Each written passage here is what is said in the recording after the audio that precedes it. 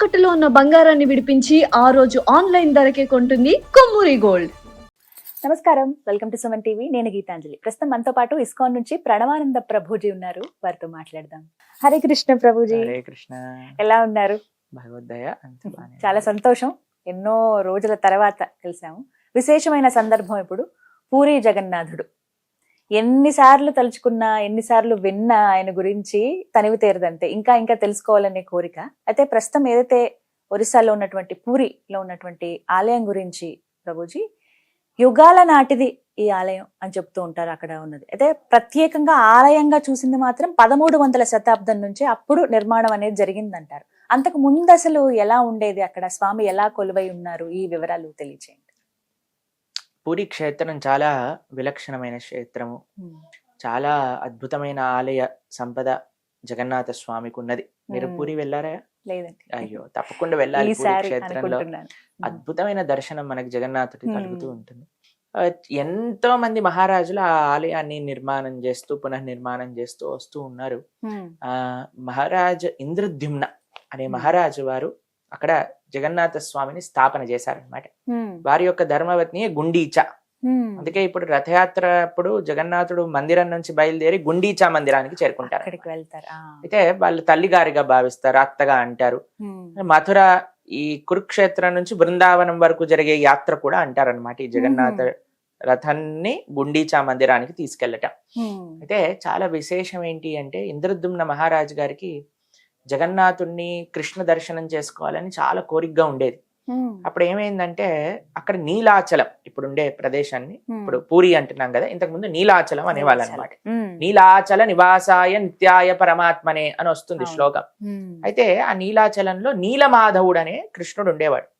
ఆయన దర్శనం చేసుకోవాలని చాలా కోరిక. ఎవరికి? మన ఇంద్రద్యుమ్న మహారాజు గారికి. ఈయన అవంతి దేశం అంటే ఉజ్జయినిలో ఉండేవారు అనమాట. అయితే ఇక్కడ నుంచి ఒక మినిస్టర్ ని పంపిస్తారు. అయ్యా విద్యాపతి ఆయన పేరు, మీరు వెళ్ళి ఆ నీలమాధవుని దర్శనం చేసుకొని ఆయన ఎక్కడున్నాడో చెప్తే మేమందరం వచ్చి దర్శనం చేసుకుంటామని. అయితే అక్కడ ఒక ట్రైబల్ పీపుల్ కృష్ణుడిని వర్షిప్ చేస్తూ ఉండేవారు అనమాట. ఎవరిని రానిచ్చే వాళ్ళు కాదు. ఎందుకంటే అక్కడ ఒక నానుడు ఉంది, ఎవరైనా వేరే వాళ్ళు బయట వాళ్ళు వస్తే కృష్ణుడు మనకి దక్కకుండా పోతారు అని ఒక నానుడి. దాంతో ఈ విశ్వవసు అనే ఆయన అక్కడ ఉండే శబర జాతికి సంబంధించిన వాళ్ళే ఆ భగవత్ సేవ చేస్తుండేవారు.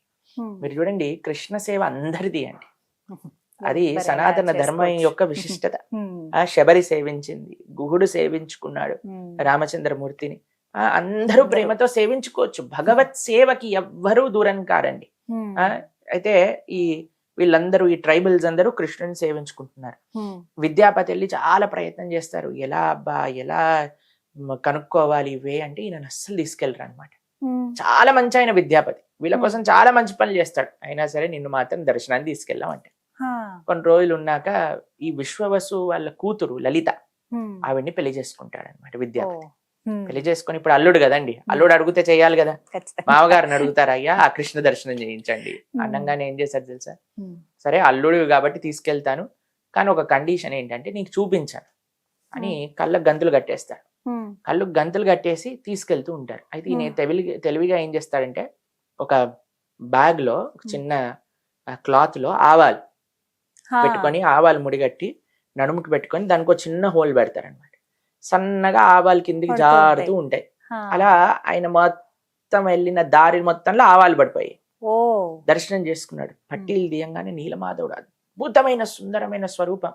అక్కడ నుంచి ఒక చిన్న పక్షి ఆ నీలమాధవ్ పక్కన ఉండే ఒక కుండ, రోహిణీ కుండం అని, అక్కడికి వచ్చి ముట్టుకోగానే టప్పని కిందకి జారిపోయి వైకుంఠమూర్తులు 4 చేతులతో పైకి లేసి వైకుంఠానికి వెళ్ళిపోయింది. తర్వాత అక్కడ ఉండే ప్రసాదాలు, మాలలన్నీ కూడా మెరుస్తూ ఉన్నాయన్నమాట, ఆ పుష్పమాలికలు. ఎందుకంటే స్వర్గం నుంచి తెచ్చిన పూలతో అలంకరణ చేశారు స్వామికి. అయితే అలాంటి ప్రదేశం చూసి అమ్మయ్య మా మహారాజు గారికి చెప్పొచ్చు అని వచ్చేసారు. కొన్ని రోజులలో ఏమంది, ఆవాలు ఎంత తొందరగా మొలకెత్తిపోతాయి కదండి. అయితే ఆవాల దారి మొత్తం తెలిసిపోయింది, ఇక్కడ నీలమాధవుడు ఉన్నాడు.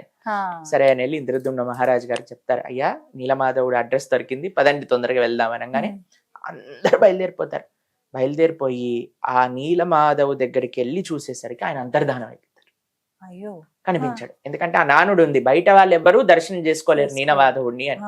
ఆయన అంతర్ధానం అయిపోతారు. రాజుగారు ఎంత బాధ అంటే అసలు చాలా బాధపడతారు. అయ్యో నా వల్ల అపరాధమైందా, నా వల్ల భగవంతుడు మాయమైపోయాడా అంటే అప్పుడు భగవంతుడు ఆయన కల్లో కనిపించి, అయ్యా నీ వల్ల కాదు, నేను బ్రహ్మగారి యొక్క 50 సంవత్సరాలు నీలమాధవుడుగా, బ్రహ్మగారి నెక్స్ట్ 50 సంవత్సరాలు నేను జగన్నాథుడుగా దర్శనం ఇవ్వాలనుకుంటున్నాను. కాబట్టి ఈ రోజు రాత్రి ఒక పెద్ద పెద్ద చెక్క ముక్కలు 3 సముద్రానికి నుంచి వస్తాయి. ఆ 3టిని తీసుకోండి, స్వామి యొక్క మూర్తులను తయారు చేయండి, వాటిని స్థాపన చేయండి అని చెప్తారు ఇంద్రద్యుమ్న మహారాజు గారు. సరే అని చూసేసరికి విశ్వవసు సాయంకాలం పూట వెళ్ళేసరికి అక్కడ 3 ఉంటాయి, వాటిని తీసుకొస్తారు. అప్పుడే విశ్వకర్మ, మనకి తెలుసు కదా దేవతలకి ఆర్కిటెక్ట్, ఆయన ఒక వృద్ధుడి రూపంలో వస్తారనమాట. వచ్చి అయ్యా నేను ఈ పని చేస్తాను, కానీ ఒకటే కండిషన్ ఏంటంటే తలుపులు పెడతాను, లోపలికి రాకూడదు, అయ్యాక నేను వచ్చి చెప్పేస్తాను పని అయిపోయింది అని. సరే అని లోపలికి వెళ్ళిపోతారు. లోపలికి వెళ్ళిపోయి టక్ టక్ టక్ టక్ టక్ టక్ టక్ టక్ అని చప్పుడు వస్తుంది వస్తుంది వస్తుంది వస్తుంది వస్తుంది. కొన్ని రోజుల తర్వాత అయిపోతుంది.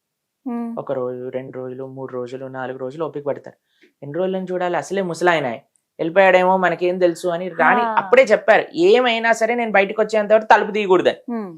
ఈ రాణికి ఓపిక పట్టలేదు, ఏం జరుగుతుంది కదా అని వెళ్ళి తలుపు తీసేశారు. తలుపులు తీసేసరికి లోపల ఉన్న ఆయన మాయమైపోయాడు.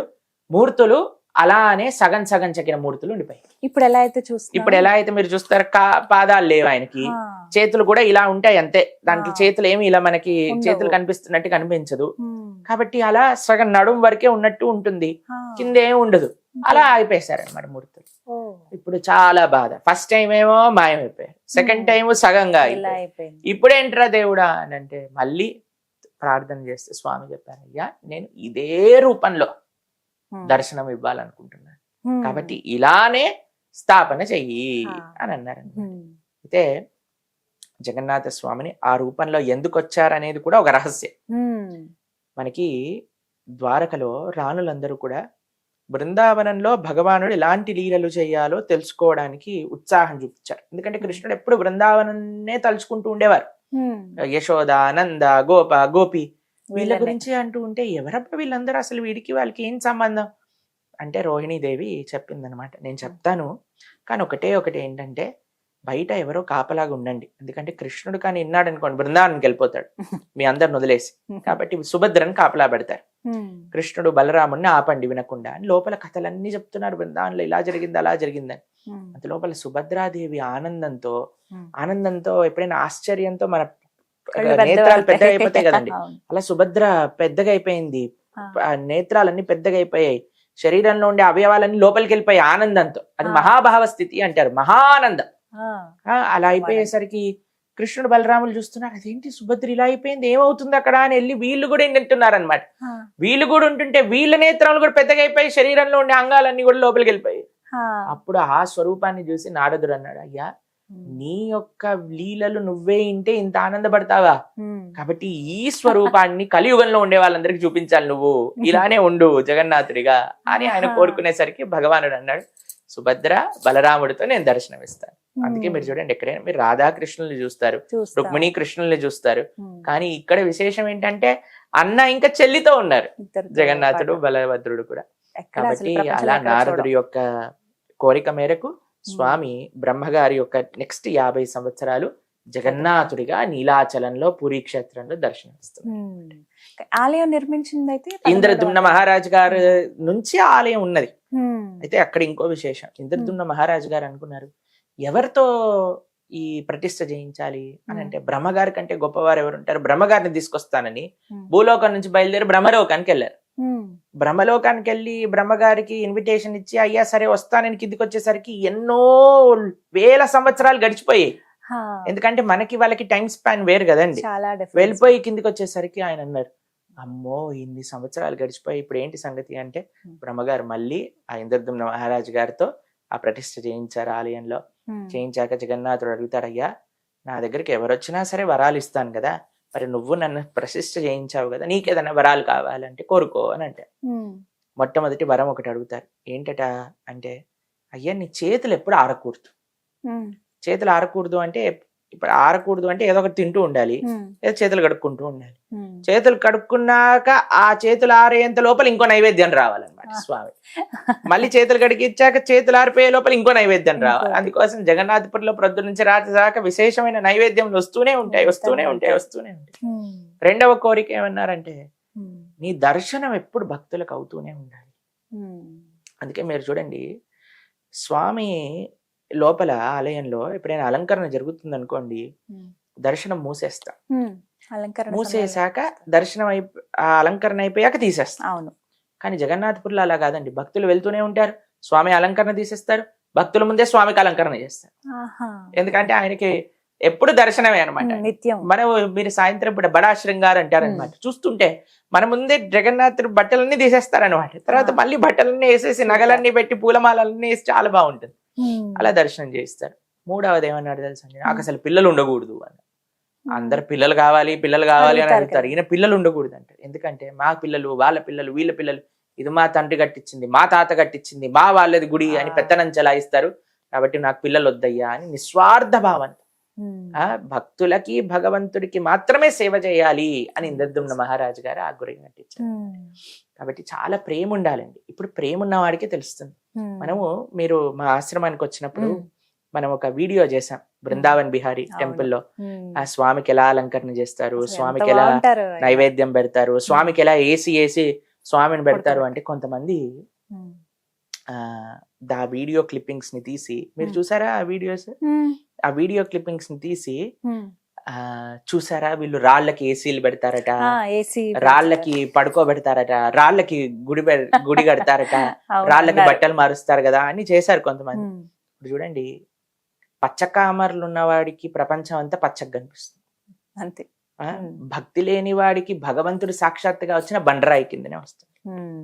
కానీ ఎలాంటి హృదయం భక్తి ఉన్నవాడికి కదండి. ఇప్పుడు చూడండి, ఒక దేశ జెండా మీరు చూసారనుకోండి, మీకు ఏమనిపిస్తుందండి? దేశభక్తి వస్తుందా వెంటనే మనకి? ఇప్పుడు అక్కడ జెండా పడిపోయింది అనుకోండి, ఏం చేస్తారు మీరు? వెంటనే తీసి కళ్ళకద్దుకొని లోపల పెట్టుకుంటారా? ఎందుకంటే అది ప్రతిబింబిస్తుంది, మన దేశాన్ని మొత్తం జెండాలో ప్రతిబింబిస్తుంది. అవునా కదా?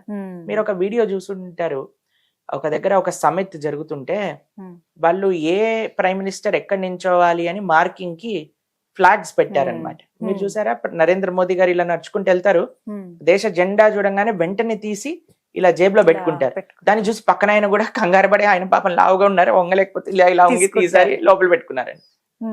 ఎందుకంటే ఆ దేశ జెండా దేశాన్ని ప్రతిబింబిస్తుంది, ఆ భావన మనకు కలుగుతుంది. ఇప్పుడు చూడండి, మీ దగ్గర మీ అబ్బాయి ఫోటో ఉందనుకోండి, ఎప్పుడైనా మీరు మిస్ అవుతున్నారు అనుకోండి, ఫోటో చూస్తారు కదా, అంతే స్క్రీన్ సేవర్ లో పెట్టుకుంటారు, లోపల వాట్సాప్ దాంట్లో పెట్టుకుంటారా లేదా?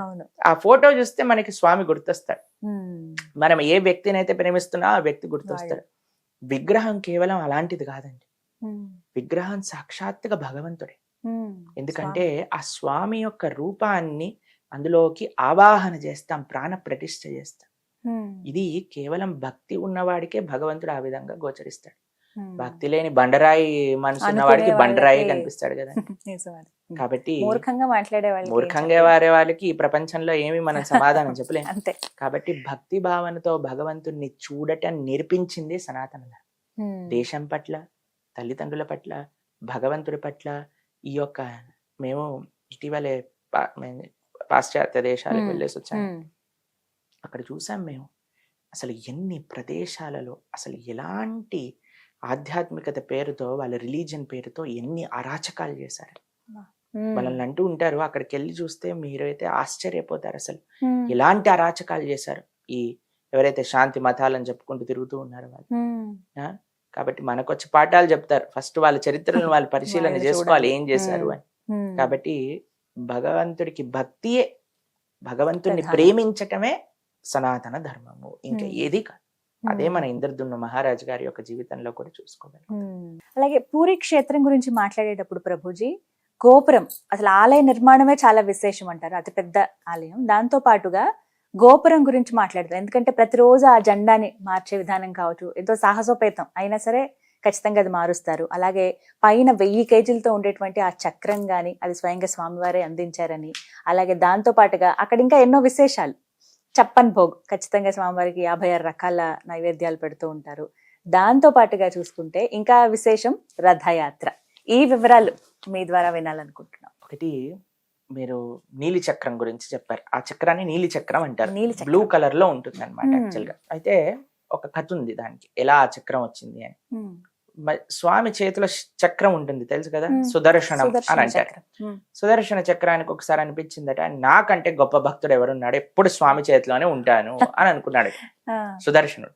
లీల కోసం అండి. ఆ, అయితే భగవంతుడు పసిగట్టేశాడు. ఇప్పుడు చూడండి, మన లోపల ఎలాంటి భావనలు ఉన్నాయని భగవంతుడికి తెలియదా చెప్పండి. ఖచ్చితంగా మీకు ఒక తెలుస్తాయి విషయం ఆయనకి. చెప్తాను. ఒకసారి ఒక పిల్లవాడు ఇలా కూర్చున్నాడు చైర్ పైన, ఇలా ఏదో పడుకున్నట్టు చేసి టామ్మని కింద పడిపోయాడు. ఉమ్. పడిపోగానే అని ఏడవటం ప్రారంభమైన వాళ్ళ అమ్మని, నాన్న గులాబ్ జామున్ పెడతాను, ఇప్పుడు నీ ఫేవరెట్ స్వీట్ చేసుకొని వస్తాను, ఏడవక ఆపు నాన్న అంటే ఆపేసి, వెంటనే వాళ్ళ అమ్మ పరిగెత్తుకుంటూ గులాబ్ జామున్ తీసుకొచ్చి 4-5 గులాబ్ జాములు తినిపించగానే ప్రశాంతం అయిపోయాడు. పిల్లవాడు అనుకున్నాడు, అమ్మయ్య నేను ఏడుస్తే గులాబ్ జాములు వస్తాయి అని. వాళ్ళ అమ్మ వెళ్ళంగానే మళ్ళీ టంగ్ అని కింద పడిపోయి వాడంతటి వాడే అని ఏడవటం ప్రారంభం చేశాడు. వాళ్ళ అమ్మ వస్తుందా మళ్ళీ బయటికి? రాదు. వస్తుందా అండి? వాళ్ళ అమ్మకి తెలుసు ఏది నిజమో ఏది అబద్ధం. ఉమ్. చూడండి, ఒక తల్లికి తెలిసినప్పుడు అందరినీ సృష్టించిన వాడు పరమాత్మ, వాడికి ఎందుకు తెలియదండి? తెలుసు. మనం ఏ భావంతో వస్తున్నాం, మనలే ఆయన గుడికి ఎందుకు వస్తున్నామో ఆయనకు తెలుసు, పూజ ఎందుకు చేస్తున్నాం ఆయనకు తెలుసు. ఏదో కావాలి నా దగ్గర నుంచి, ఏ ఏదో మనసుతో పోవాలి, ఉన్నావా? ఏదో రావాలి, ఈ రెండిటి కోసమే పూజ చేస్తే ప్రేమ అంటారా దాన్ని అండి? ఉమ్. ఉమ్. అయ్యా మీరు నన్ను ఎందుకు ప్రేమిస్తున్నావు బాబు అంటే, నీ లోపల నీ ఆస్తి కోసము అని చెప్పామనుకోండి ఎలా ఉంటుంది, అలానే భగవంతుడికి కూడా ఉంటుంది. ఈ కోరిక కోసం ఆ పూజ చెయ్యి, ఆ కోరిక కోసం ఈ పూజ చెయ్యి, ఈ దీపం పెట్టు, ఆ మంత్రం చెప్పు, ఇలా హోమం చెయ్యి, ఇలా ధూపం వెయ్యి, ఇలా చేసామనుకోండి కేవలం కోరికల కోసం. ప్రేమతో చేయండి, అది వేరే విషయం. ఉమ్. ప్రేమ వేరు, కోరిక కోసమే చేయటం వేరండి. ఖచ్చితంగా వేరు. ఎందుకంటే కర్మ నుంచి మనం తప్పించుకోలేమండి. ఉమ్. ఏమనుకుంటున్నారు మీరు? పూజ చేసి బొట్టు పెట్టి దీపం పెట్టేస్తే కర్మ పోతుంది అంటారా? పోతుంది, కానీ ఆ తప్పు చేసే కర్మ ప్రవృత్తి పోదు. ఆ, అది ఎప్పుడు ముఖ్యం. పోతుంది? ఎప్పుడైతే మనం ధర్మం ఏంటో అధర్మం ఏంటో తెలుసుకుంటాం. ఉమ్. అది ముఖ్యం మనకి. ఉమ్. ఈ ఆధ్యాత్మిక కార్యక్రమాలు, ఈ పూజా పునస్కారాలు చేస్తూనే మనకి భగవంతుడు ఏంటి, ధర్మం అంటే ఏంటి వినాలి. ఉమ్. అది ఎక్కడ చెప్పున్నది? మంచిగా భగవద్గీతలో చెప్పండి. ఉమ్. అందుకే మనము భగవద్గీత ఒక కోర్స్ చేస్తున్న ఉమ్. 7 జూలై ఓ. ద్వాదశి, తొలి ఏకాదశి మరుసటి రోజు నుంచి ఉమ్. సాయంకాలం పూట 7:30 నుంచి కేవలం 1:30 సేపు మాత్రమే, 18 రోజులు. ఉమ్. పిల్లలు, పెద్దలు, యువతి, యువకులు ఓ. అందరు కూడా చక్కగా 18 రోజులు వింటే మొత్తం భగవద్గీత అర్థమైపోతుంది. ఆ. అలా మనం ప్రణవానంద దాస్ ఛానల్లో ఉమ్. మనం లైవ్ లో పెడతాం అనమాట. అందరూ వీక్షించవచ్చు ఈ కార్యక్రమాన్ని. అయితే తప్పకుండా. ఎందుకు చెప్తున్నాం అంటే, ఉమ్.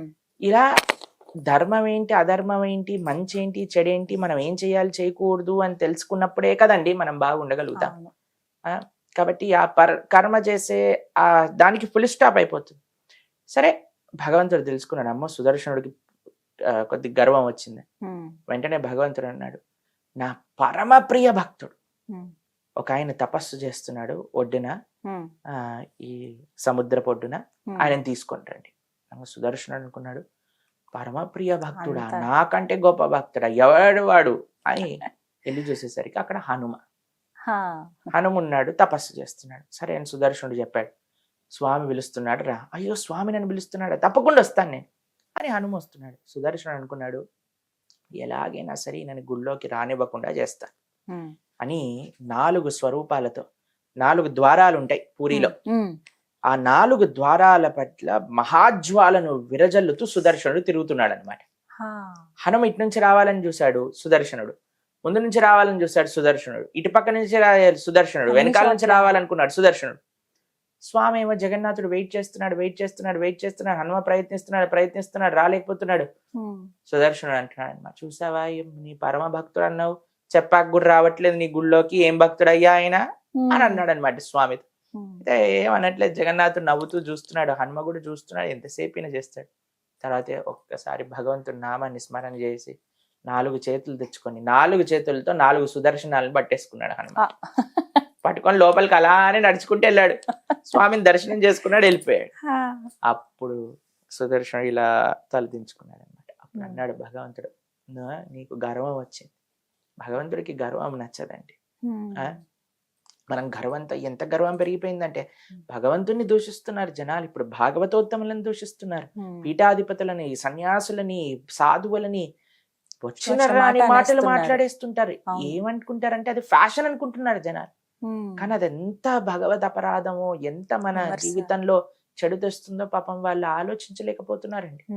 అయితే సుదర్శనుడిని చూసి భగవంతుడు అన్నాడు, ఈ క్షేత్రంలో నీకేం పని లేదు కాబట్టి నువ్వు కర్రగా మారిపో అని అన్నారు. అందుకే మీరు చూసారంటే మన జగన్నాథుడు, బలభద్రుడు, సుభద్ర పక్కన ఒక కర్ర ఉంటుంది, సుదర్శనుడు. ఆ క్షేత్రంలో చక్రంలా ఉండడు, ఆయన కర్రలా ఉంటాడు పక్కన. ఫస్ట్ మీరు జగన్నాథ రథయాత్రలో కూడా ఆ కర్రను తీసుకొస్తారు, అప్పుడు భగవానుడు మిగతా పరివారం అంతా వస్తుంది. ఆ కర్ర సుదర్శనుడు అనమాట. తర్వాత పాపం భగవంతుడు ఇలాంటి వాడంటండి, చాలా ప్రేమ కలిగి, ఆయనంత దయ కలిగిన వాడు, ఆయనంత ప్రేమ కలిగిన వాడు ఇంకోటి ఉండడండి. ఇప్పుడు చూడండి, అమ్మ మనకి కొట్టింది అనుకోండి, ఒక తప్పు చేసామని, దాని తర్వాత అన్నం కూడా పెడుతుంది కదండి. ఇంకా చెప్పాలంటే మనకి ఏమి నచ్చుతుందో అది చేసి మరీ పెడుతుంది. పాపం పశ్చాత్తాపంతో అయ్యో అన్నానే పిల్లవాడిని, మన మంచి కోసమే అంటుంది, అయినా సరే మనల్ని బుజ్జగిస్తుంది. అలా పాపం భగవంతుడు చూసి, కొంతమంది ఉంటారు ఎప్పటికి నరకంలో పడేస్తారట, ఎప్పటికీ స్వర్గంలోకి తీసుకు ఏం చేస్తాడో ఏమో తెలియదు, కానీ మనస్వామి మాత్రం ఏమంటున్నాడు, పాపం కొద్దిగా చిన్న పనిష్మెంట్ ఇచ్చాడండి. తర్వాత ఏమనుకున్నాను సార్, ఎందుకు అన్నానో ఈయనని, పాపం మా సుదర్శనుడు ఎంత సేవ చేస్తాడు. సరే సుదర్శన, నీకు ఒక దివ్యమైన స్వరూపాన్ని ఇస్తాను, నీలి చక్రంగా నా గుడిపై నుండు, నా దర్శనం కూడా రావాల్సిన అవసరం లేదు, నీ దర్శనం చేసుకుంటే జగన్నాథపురి దర్శనం చేసిన ఫలితం వస్తుంది అని చెప్పాడు జగన్నాథుడు సుదర్శనుడికి. కేవలం నీ దర్శనం. అందుకే మీకు తెలిసిందే, పూరి వాసులు భగవంతుడి ఆలయానికి రాలేని రోజులు ఉంటాయి, కొన్ని శౌచాలు అవి ఉంటాయి, పైకి వెళ్ళి సుదర్శనాన్ని దండం పెట్టుకుంటారు అంతే అండి. ఎక్కడి నుంచి చూసినా సరే సుదర్శన్ని దండం పెట్టుకుంటే పూరి క్షేత్ర దర్శన ఫలితం వచ్చేసినట్టే. ఆ వరం ఇచ్చారనమాట. అయ్యా, ప్రతిరోజు నీకు ఆరాధన జరుగుతుంది, ప్రతిరోజు నీ పైన ఉండే జెండాని మారుస్తారు, ప్రతిరోజు పూరి క్షేత్రం అంటే నీలి చక్రమే విశేషం. కాబట్టి అంత గొప్ప బుజ్జగింపు కూడా చేశాడండి స్వామి. అది భగవంతుడి లోపల ఉండే ఆ కరుణ, కృపా, చక్రం చాలా పెద్దది. 1000 కేజీలు అంటున్నారు కదా, చాలా పెద్దదండి. అసలు గుడే 300 అడుగులు ఉన్నప్పుడు దానిపైన చక్రం అంత ప్రస్ఫుటంగా కనిపిస్తుందో, అసలు చక్రం చాలా బ్రహ్మాండంగా ఉంటుంది. పూరి క్షేత్రంలో అందరూ చక్ర దర్శనమే విశేషం, దర్శనం చేసుకోవాలి. అలాగే పైన జెండా రోజు మారుస్తారు కదా ప్రభుజీ, అందులో ఒక చాలా విశేషం ఉంది. ప్రతిరోజు జెండాని మారుస్తారు. అందులో ఒకటే పరివారం చెందిన వాళ్ళు తరతరాలుగా ఆ సేవ చేస్తున్నారు అనమాట. అయితే తండ్రి గారు వాళ్ళ పిల్లవాడిని నేర్పిస్తున్నారు ఒకసారి జెండా ఎలా మార్చాలని. అయితే ఇలా ఉల్టా ఎక్కుతారనమాట వాళ్ళు, ఇలా గోపురాన్ని వెనక్కి ఎక్కుతారు. ఎక్కినప్పుడు ఆ పిల్లవాడు పైకి వెళ్ళాడు, మొత్తం సుదర్శనుడి పైన జెండా మార్చేశారు, ఆరతి ఇస్తారు అక్కడ నుంచి. ప్రతిరోజు చూడొచ్చు మనం, అందరు భక్తులు చూస్తారు. 4:30-5 గంటల సమయానికి అది వెళ్ళినప్పుడు ఏమైందంటే, ఒకసారి ఆ పిల్లవాడు పై నుంచి పడిపోయాడు. 300 అడుగులు సుమారుగా అనుకోండి, అక్కడ నుంచి పిల్లవాడు పడిపోయేసరికి అందరు ఆశ్చర్యం, అందరు చూస్తుంటారు కదండి, అందరూ జయ జగన్నాథ్ అని ప్రార్థన చేస్తుంటే ఎక్కడి నుంచి వచ్చిందో ఏమో తెలియదు కానీ ఒక పెద్ద కోత వచ్చి ఆ పిల్లవాడిని అలా అని చేతిలో పట్టుకొని ఆపేసి ఆ పిల్లవాడిని దింపేసి ఆ కోతి వెళ్ళిపోయింది అక్కడ నుంచి. ఎన్నో సంవత్సరాలు కాదు, కొన్ని సంవత్సరాల ముందే. దాని సాక్షులు కూడా ఉన్నారు ఇక్కడ జగన్నాథ్పూర్లో. ఇంకా కాబట్టి ఆ పిల్లవాడు కూడా ఉన్నాడు, ఎవరిని కాపాడబడ్డాడు, ఆయన ఇంకా సేవ చేస్తున్నాడు ఆ సేవ. కాబట్టి భగవంతుని నమ్ముకున్న వాడికి రక్ష అన్న దాంట్లో ఎటువంటి సందేహం లేదు, అదంటే విశేషం అన్నమాట. అయితే ఆ జెండా గురించి ప్రభుజీ, వ్యతిరేక దిశలో, గాలికి వ్యతిరేక దిశలో ఉంటుందట కదా, అన్ని విచిత్రాలండి. ఇన్ని మహిమలు కలిగినా సరే దేవుణ్ణి అర్థం చేసుకోలేకపోయేవాడిని మూర్ఖుడు కంటే ఏమంటాను చెప్పండి. కానీ ఇదేదో గొప్ప విషయం కాదు, ఆ స్వామి యొక్క కృప. వైకుంఠాన్ని వదిలేసి మన దగ్గరకు వచ్చారు, దానికంటే పెద్ద కృప ఇంకేముంటుంది. ఇప్పుడు చూడండి, మనం ఎవ్వరు కూడా మంచి ఫెసిలిటీ, మీకు ఒక ఏసీ ఆఫీస్ ఇచ్చారనుకోండి, బ్రహ్మాండంగా ఏసీ ఉంది, స్పేషియస్ ఆఫీస్, టేబుల్, చైర్లు అన్ని ఉన్నాయి. తర్వాత మీకు కొన్ని రోజుల తర్వాత చెప్పారనుకోండి, ఇప్పుడు కొద్దిగా అంత బడ్జెట్ లేదు, ఓ గుడిసెలో ఉండండి అన్నారనుకోండి, ఏమంటారు మీరు? వేరే ఆఫీస్ చూసుకుంటామండి, మేము గుడిసెలో ఉండమంటే. ఎందుకంటే మంచి ఫెసిలిటీని వదిలేసి మనం చెడు ఫెసిలిటీకి వెళ్ళాలనుకోం కదండి. వైకుంఠంలో వదిలేసి భగవంతుడు ఈ లోకంలోకి వచ్చాడంటేనే ఎంత విశేషం చెప్పండి. వైకుంఠంలో ఎలాంటి సేవలు చేస్తారంటే తెలుసా అండి, వైకుంఠంలో దుమ్ము లేదు, పొల్యూషన్ లేదండి, కానీ లక్ష్మీదేవి ఎప్పుడు తుడుస్తూనే ఉంటుందట. ఎందుకంటే మా స్వామి వచ్చినప్పుడు అంత చకాచక్కు ఉండాలని, దుమ్ము లేని ప్రదేశంలో కూడా తుడుస్తూనే ఉంటుందట ఆవిడ. అంటే ఎంత ప్రేమగా చూసుకుంటారో భగవంతుని ఆలోచన చేయండి. శ్రీమతి రాధారాణి గోలోక బృందావనంలో ఇప్పటి వరకు ఒక్క ఐటెం కూడా రిపీట్ చేయకుండా వండుతుందట అండి కృష్ణుడికి ప్రతిరోజు. అలాంటి రోజుకి ఒకటే ఐటెం కాదు, రోజుకి 108, రోజుకి చెప్పని భోగు, కానీ ఇప్పటి వరకు ఒకటి కూడా రిపీట్ అవ్వలేదటండి స్వామి. ఎంత ప్రేమగా చూసుకుంటే. ఆ లోకాన్ని వదిలేసి ఇలాంటి జనాలు భగవంతుడిని దూషించే వాళ్ళు, భగవంతుడి గురించి చెడు మాట్లాడే వాళ్ళు, తక్కువ అలాంటి చేస్తారు. భగవంతుడిని కేవలం కోరికల కోసమే వాడు వెనకాల పడేవాళ్ళు, అలాంటి జనాలున్న ఈ ప్రదేశం కూడా వచ్చి మనల్ని కాపాడాలని చూస్తున్న వాడికి ఎంత ప్రేమ చెప్పండి. నిజమే. కాబట్టి ఆ జెండా గొప్పదా, అటువైపు గొప్పదా అంటే అవన్నీ తర్వాత, కానీ ఆ స్వామి వచ్చాడు మన కోసం, దానికంటే గొప్ప అద్భుతం ఏముంది. కాబట్టి ప్రేమతో భగవంతుని ఆరాధన చేయాలి. ఈ ప్రేమించటం భగవంతుడికి భక్తి అనేది నేర్పిస్తుంది భాగవతం, భగవద్గీత. అందుకు సనాతన ధర్మంలో ఉండే వాళ్ళందరూ ముఖ్యంగా మన కేంద్రం ఏంటంటే భగవద్గీత, భాగవతాన్ని అర్థం చేసుకోవటం, భగవంతుడి పట్ల ప్రేమను పెంచడం. అది నిజమైన ధర్మం. సవై పుంసాం పరో ధర్మో యతో భక్తిర్ అదోక్షజే. అన్నిటికంటే గొప్ప ధర్మం ఏంటి అంటే భగవంతుని ప్రేమతో ఆరాధన చేయటం. అదొకటే మనం చేయగలిగే పని. రథయాత్ర చాలా ప్రత్యేకం కదా ప్రభుజీ. రథయాత్ర చాలా మంది వెళదాం అనుకుంటారు, వెళ్ళలేని వాళ్ళకి ఏదన్నా ఒక ఉపాయం చెప్పండి. చాలా బ్రహ్మాండంగా ఉంది. మన హైదరాబాద్ లో కూడా రథయాత్ర జరుగుతుంది 27వ తారీఖున. ప్రభుపాదుల వారి యొక్క దయ వల్ల ప్రపంచం మొత్తం రథయాత్ర జరుగుతుంది. నిజంగా అసలు మీరు ఏ ప్రపంచంలో ఏ దేశానికి వెళ్ళినా సరే రథయాత్ర జరగకుండా లేదు ఇప్పుడు. అది ప్రభుపాదుల వారి మహత్యం. మీకు ఒక విషయం తెలుసా, ఇస్కాన్ లోకి జగన్నాథ స్వామి ఎలా వచ్చారో తెలుసా అండి మీకు? ప్రభుపాదుల వారు అమెరికాలో ఉన్నారు, వారికి ఒక శిష్యురాలు ఉన్నారు మాలతీదేవి అని. అయితే ఆవిడ ఒకసారి ఒక ఇండియన్ స్టోర్కి వెళ్ళారనమాట అమెరికాలో. అయితే అక్కడ ఈవిడికి కనిపించారు, ఎవరో నల్లగా ఏదో ఉన్నారు, బొమ్మలా ఉంది, బాగుంది కదా అని ఆవిడ కొని తీసుకొచ్చి ప్రభుపాదుల వారి టేబుల్ మీద పెట్టారనమాట. పెట్టంగానే ప్రభుపాదుల వారు చూడంగానే వెంటనే ఆ ఆసనం పై నుంచి నిల్చొని సాష్టాంగ దండవత్ ప్రణామం చేశారు. ఈవిడికి ఏం అర్థం కాలేదు, ఏంటబ్బా ప్రభుపాదుల వారు ఇలా చేస్తున్నారు ఏంటని అని అంటే ప్రభుపాదుల వారు అన్నారు, ఈయనతో పాటు ఒక బ్లూ ఇంకా వైట్, ఎల్లో ఇంకా వైట్ లో ఇంకెవరైనా ఉన్నారంటే ఇంకా ఇద్దరు ఇలాంటివే బొమ్మలు ఉన్నాయి, వాళ్ళని కూడా పట్టుకోండిరా అన్నారు. మళ్ళీ షాప్ కి వెళ్ళి ఆ రెండు తీసుకొచ్చారనమాట. ప్రభుపాదుల వారు చెప్పారు ఆవిడకి, ఈయన జగన్నాథుడు, బలభద్ర, సుభద్ర, ఆయనంతట ఆయనే ప్రభుపాదుల వారి దగ్గరికి వెళ్ళారు. అప్పుడు ప్రభుపాదుల వారు అనుకున్నారు, అయ్యో జగన్నాథుడు వచ్చారు మన దగ్గరికి, వీరి కోసం రథయాత్ర చేయాలని మొట్టమొదటి రథయాత్ర ప్రారంభం చేశారు యుఎస్ లో. అప్పుడు శాన్ ఫ్రాన్సిస్కోలో రథయాత్ర, న్యూయార్క్ లో రథయాత్ర, లాస్ ఏంజల్స్ లో రథయాత్ర, లండన్ లో రథయాత్ర, ఆఫ్రికాలో రథయాత్ర, ఆస్ట్రేలియాలో రథయాత్ర, న్యూజిలాండ్ లో రథయాత్ర, రష్యాలో రథయాత్ర. ప్రపంచంలో ఎక్కడికి వెళ్ళినా అప్పటి నుంచి ప్రభుపాదుల వారు జగన్నాథ స్వామి వారి యొక్క వైభవాన్ని అన్ని చోట్ల ప్రచారం చేశారు. ఇంకా ఇబ్బంది లేదు. కాబట్టి మనకి రథయాత్రకి వెళ్ళి సేవించుకోలేని వాళ్ళకి ప్రతి ఊర్లో రథయాత్ర జరుగుతుంది. హైదరాబాద్ లో 27వ తారీఖు ఉంది, మా ఆదిలాబాద్ లో 28వ తారీఖు ఉంది. ఆ జగన్నాథ స్వామి బయలుదేరినప్పటి నుంచి రిటర్న్ వచ్చే ఆ వారం రోజుల పాటు రథయాత్రలన్నీ జరుగుతూనే ఉంటాయి. కాబట్టి చక్కగా సేవించుకోండి. టీవీ మాధ్యమంలో అయితే అందరు సేవించుకుంటున్నారు స్వామి యొక్క వైభవ్యమైన. ఇంకా అవకాశం ఉందంటే పూరికి వెళ్ళొచ్చు. నేను ఏం చేయాల్సిన అవసరం లేదు, నించుంటే చాలు మనల్ని తీసుకెళ్లిపోతారు అక్కడ. కాబట్టి కొద్దిగా నగలు అవన్నీ జాగ్రత్తగా లక్షల్లో ఉంటారు. లక్షలు అంటే మనకి అసలు గణనం తెలియదండి. దేవతలందరూ కూడా వచ్చేస్తారు ఆ రోజు. కాబట్టి ఎంతమంది వస్తారు, ఎలా వస్తారు, అసలు ప్రొద్దున పూట వస్తారు, రాత్రి ఖాళీ అయిపోతుంది పూరి.